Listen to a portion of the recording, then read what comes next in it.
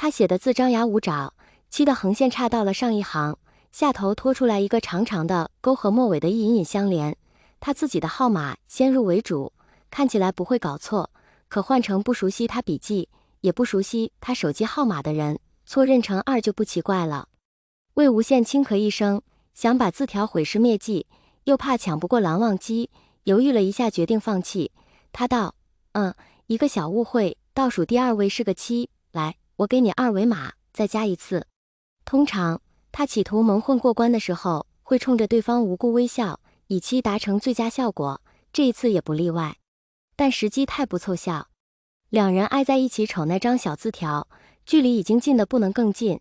魏无羡的动作稍微大了些，鼻尖便蹭过一片温热，微凉，力度不重，可鼻软骨撞过对方下颌，留下的触感极其鲜明。魏无羡先心中一荡，随即脑中轰隆一声响，像火山喷发似的，热度猛窜挤进沸腾，别说是给出任何正常反应了，大脑彻底停工，连呼吸都忘了。蓝忘机好像也晃了一下神，推开了些，道：“没事吧？”魏无羡立刻后跳了半步，慌慌张张的连连摆手，说着不，我没事，手一松，啪叽，手机被他扔出去至少2米远。魏无羡、蓝忘机又叹气了。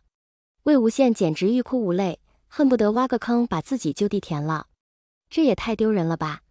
他认命的弯腰捡手机，趁机用手背试了一下脸温，烫手，热度惊人。就算不照镜子，他也知道脸色恐怕比四川火锅浅不了多少。不能慌，稳住。不就是蹭了一下脸？魏无羡故作镇定，给手机重启，道：“稍等一会呀，我重启完了就加。找你还有点别的事儿，有空吗？”蓝忘机：“什么事？”魏无羡：“我先确定一下呀，下午你做实验吗？上课吗？学习吗？”蓝忘机：“不忙。”魏无羡嘿道：“难得浮生半日闲呀，找个地方坐着聊。”蓝忘机：“好。”魏无羡：“奶茶店。”蓝忘机：“蓝忘机，一个可怕的男人。”闹钟响了就起，买了奶茶打包，只差拆不拆快递这一条无法确认了。不，世上能同时满足这3条的人不可能存在，满足2条足以制罢了。魏无羡叼着奶茶吸管想，单独约古琴没意思，要赢就正面刚。于是他直截了当道：“民乐社要办晚会，找咱俩外援，我会吹笛子，咱俩笛琴合奏一个。”蓝忘机：“时间、地点。”魏无羡：“时间没定，地点大礼堂。”蓝忘机略作犹豫，道：“恐怕。”魏无羡：“恐怕时间冲突。”放心吧，我让他们配合你的日程表选。至于排练，你会弹什么曲子，咱俩对对看。我这课程没你那么重，没有的话可以练你练熟的曲子。蓝忘机：“不多，曲谱都在宿舍。”魏无羡打了个响指，道：“行，我回寝室拿了笛子就去找你。”既然约了一起找曲子，魏无羡又是个行动派，便坐不住了。他在校门口跟蓝忘机分开各自行动，刚走出没几步，忽然想起来 U 盘还在蓝忘机那儿，又连忙折回去追。这玩意虽然不是什么贵重品，但没有的话想拷个资料的确不方便。谁知这一追就追出了至少2条街。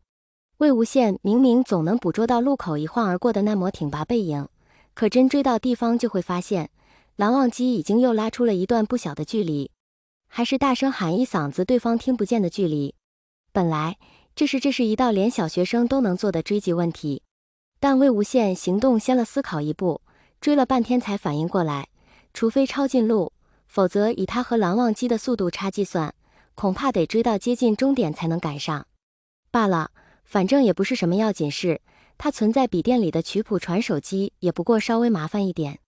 他这么一想通关窍，脚步自然就慢了下来，刚要转身，一眼瞥见拐角处，蓝忘机的脚步一顿，竟然也停了下来。机不可失，就是现在！魏无羡果断加速起跑，跳起来横跨过绿化带，再横穿马路，很近了，25米、15米、5米。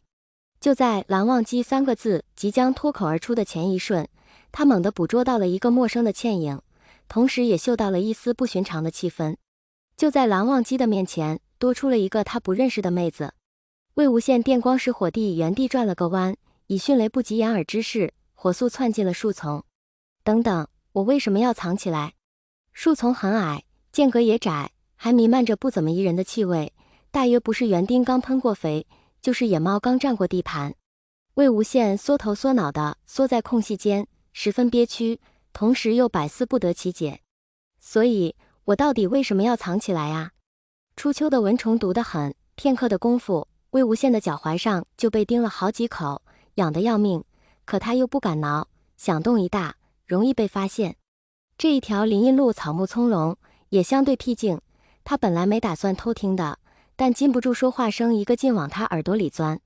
女孩子的声音由于紧张而有些发尖，并且断断续续的，内容老套至极，大意是：蓝忘机学长，你是我男神，我从一入学就注意到你了，我是 XXXXX， 希望能和你认识一下，以后有机会向男女朋友的方向发展。魏无羡，我的天呐，这不就是传说中的告白现场吗？好劲爆！魏无羡心里掀起了惊涛骇浪，18年了，头一回听墙角，就赶上这么刺激的内容，不枉此行。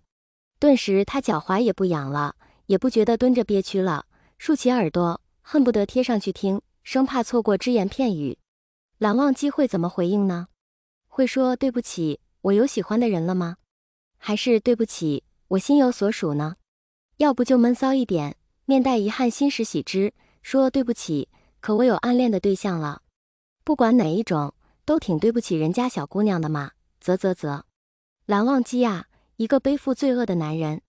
透过树丛的稀疏之处，依稀能看到一小片画面，不太分明。魏无羡想看，又怕惊动当事人，只好作罢，盯着一小片浅白的衣角努力想象。蓝忘机是不是也有些意外？不然为什么停顿这么久也没回话？终于，蓝忘机说道：“抱歉，课业繁重，无暇分心。”虽然和预想中的不太一样，但这个答案的确符合蓝忘机的一贯风格。就算谈恋爱，一定也以课业事业作为优先。照目前魏无羡掌握的日程表来看，蓝忘机周一至周五几乎从早忙到晚，周六没有固定安排，周日要去实验室轮值盯实验。这么算下来，一周7天，至少6天约不出来，真要找了小女朋友，恐怕要谈一个黄一个的节奏。魏无羡想，不容易，难得挤出来一点空闲，全都用来哄小爷我了，陪吃饭，陪补课，陪喝奶茶，待会还要陪挑曲目，等民乐晚会安排上了，周六也得归我，陪排练啊。奇怪的是，听了蓝忘机的回应，女孩子倒好像一下子变得轻松了起来，说话也流利了不少。她道：“感谢男神的回答。其实，在告白前我就已经有心理准备了。还有，那个，请问，男神有喜欢的人吗？”魏无羡一听，心跳立刻漏了一拍，连眼睛都一下子瞪大了。啊呀！不要啊！不要问了。不知道为什么，他一下子脸颊烧得通红，想堵耳朵，又有点莫名期待。不止心脏砰砰跳得极快，手指也狠狠抠进裤脚，再攥成拳头，止不住地抖。蓝忘机的回答猝不及防，他道：“没有。”